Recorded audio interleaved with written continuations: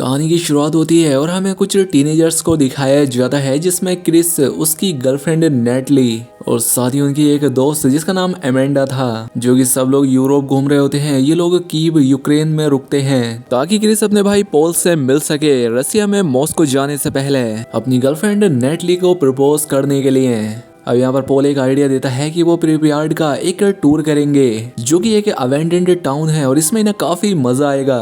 और ये जगह चेरनोबिल न्यूक्लियर पावर प्लांट के लिए फेमस है क्योंकि वहाँ पर 1986 में एक खतरनाक हादसा हुआ था जिसे कि चेरनोबिल न्यूक्लियर डिजास्टर कहा जाता है। लेकिन क्रिस इसके लिए तैयार नहीं होता। वो कहता है कि मुझे तो सीधा मॉस्को ही जाना है और पहले अपना काम करेगा। लेकिन पॉल उसे वहां पर जाने के लिए मना लेता है और वैसे भी इस चीज के लिए नेटली तैयार हो जाती है तो क्रिस वैसे ही मना नहीं कर पाता।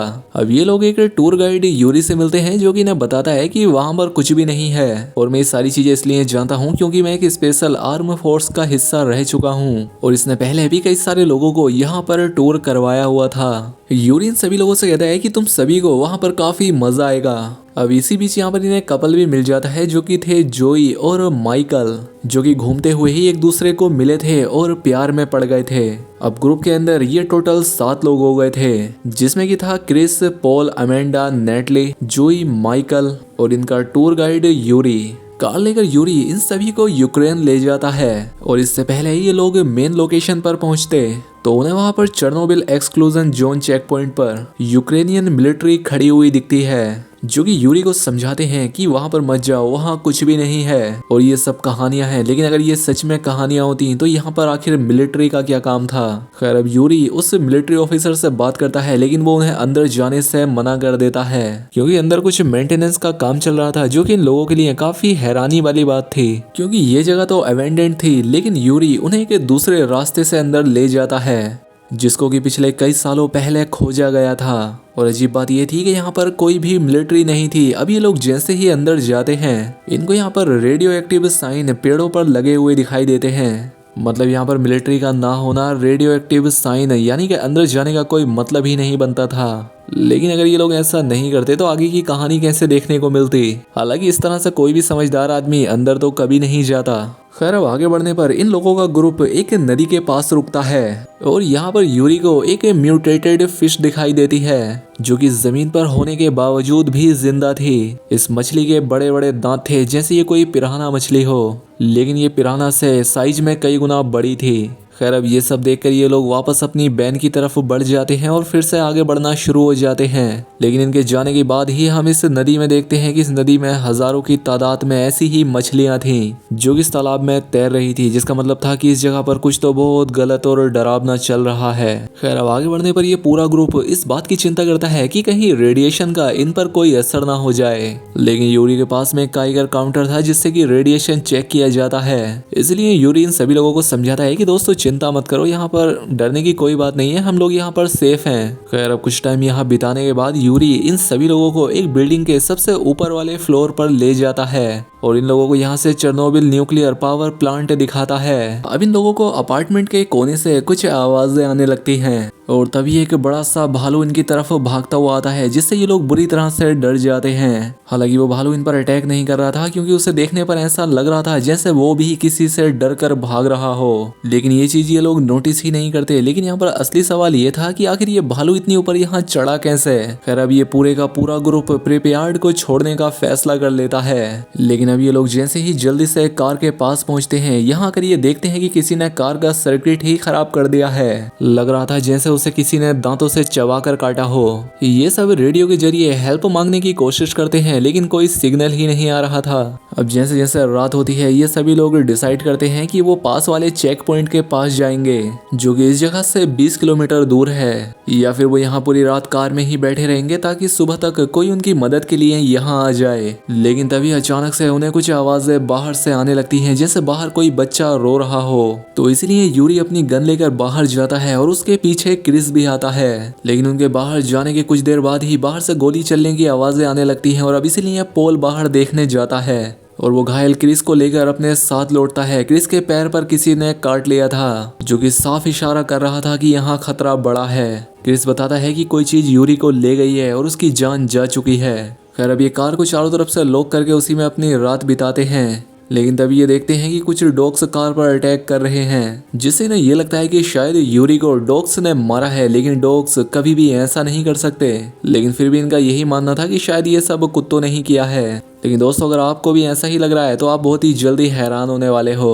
खैर, अब अगली सुबह पॉल, माइकल और अमेंडा ये डिसाइड करते हैं कि वो यूरी को ढूंढने के लिए जाएंगे, क्योंकि इन्हें लग रहा था कि शायद अभी वो जिंदा होगा। ये घायल हुए क्रिस, उसकी गर्लफ्रेंड नेटली और जोई को यहीं पर छोड़ देते हैं। ये लोग अब खून के निशानों का पीछा करते करते एक अबैंडन्ड कैफेटेरिया में पहुंचते हैं और यहाँ पर इन्हें यूरी की सड़ी हुई लाश मिलती है और देखने पर ऐसा लग रहा था जैसे उसके अंदर के बॉडी पार्ट्स को किसी ने खा लिया हो। वहीं ये तीनों यूरी की गन ले लेते हैं और बाद में इन पर एक क्रीचर अटैक करता है। जब ये बिल्डिंग के अंदर होते हैं ये उसकी शक्ल तो नहीं देख पाते, लेकिन अब एक चीज कंफर्म हो चुकी थी कि ये एरिया बिल्कुल भी सेफ नहीं था। अमेंडा जिस रूम में छिपी हुई थी ये क्रीचर वहां भी आता है, लेकिन अच्छी बात ये होती है कि वो यहाँ से चला जाता है। खैर, अब अमेंडा, पॉल और माइकल वापस आकर ये बात बताते हैं कि जल्द से जल्द हम सभी को यहाँ से भाग जाना होगा। लेकिन क्रिस चल नहीं सकता था, तो पॉल क्रिस को बचाने का प्रॉमिस करके नेटली के साथ ही उसको कार में एक गन देकर उसे छोड़कर चला जाता है कि वो हेल्प लेकर वापस लौटेगा। वहीं अब अमेंडा अपने कैमरे में एक रिकॉर्डेड फुटेज को देखती है, जहाँ पर कि उसे बिल्डिंग में एक फ्लोर पर एक क्रीचर दिखाई दिया था, जिससे वो काफी ज्यादा शॉक्ड हो जाती है। जबकि बाकी लोगों को एक कार के अंदर कुछ स्पेयर पार्ट्स मिलते हैं। ये काफी खुश हो जाते हैं क्योंकि अब ये इससे अपनी कार को ठीक कर सकते थे।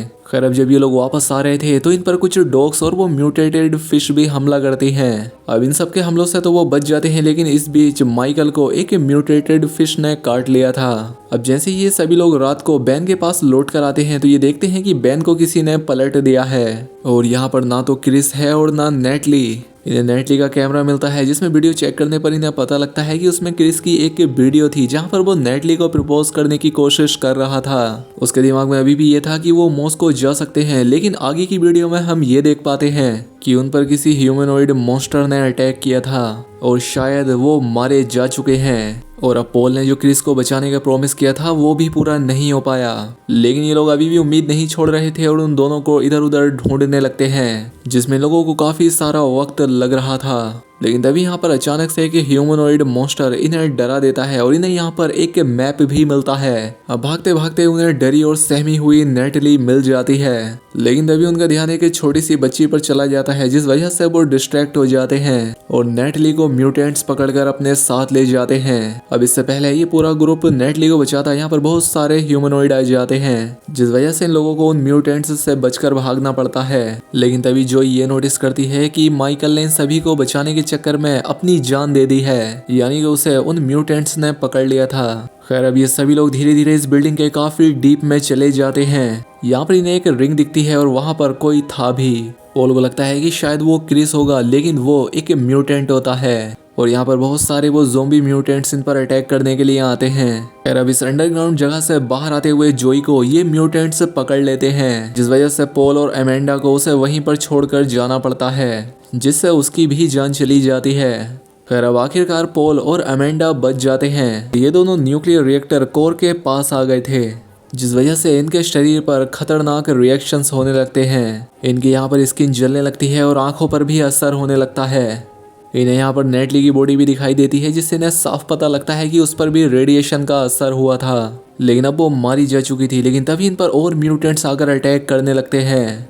उनसे फाइट करके ये लोग किसी तरह से बाहर जाते हैं और बाहर आकर ये देखते हैं कि बाहर यूक्रेनियन मिलिट्री खड़ी हुई है। इन्हें लगता है कि शायद ये लोग बच गए। इन दोनों की हालत बहुत बुरी थी और इनकी स्किन भी पूरी तरह से जल चुकी थी। अब यहाँ पर उस रेडिएशन की वजह से पॉल की नजर भी कम हो गई थी, तो वो धीरे धीरे मिलिट्री के पास जाने लगता है, लेकिन तभी मिलिट्री उसे शूट कर देती है। अमेंडा ये देखते ही काफी शॉक्ड हो जाती है और रेडिएशन की वजह से वो भी बेहोश हो जाती है। और जब वो उठती है तो कुछ डॉक्टर्स और साइंटिस्ट ने मास्क पहन रखे थे, यानी एंटी रेडिएशन सूट, और वो उससे कहते हैं कि तुम हॉस्पिटल में हो और तुम्हारी पूरी मदद की जाएगी। लेकिन हमें पता लगता है कि यहाँ पर एक्सपेरिमेंट्स किए जाते थे और रेडिएशन के चलते उस बिल्डिंग में कुछ पेशेंट्स थे जो कि भाग गए थे, इसलिए ही मिलिट्री वहाँ पर तैनात थी। यहाँ पर अमेंडा डॉक्टर को काफी सारी बातें बताने की कोशिश करती है, तो डॉक्टर्स आपस में कहते हैं कि इससे काफी कुछ पता लग गया है, जिस वजह से अब वो इसे छोड़ नहीं सकते थे। तो इसीलिए वो उसे ले जाकर एक सेल में डाल देते हैं जहाँ पर कि ये ह्यूमनॉइड्स आकर उसे पकड़ लेते हैं और शायद वो भी यहाँ मारी जाती है।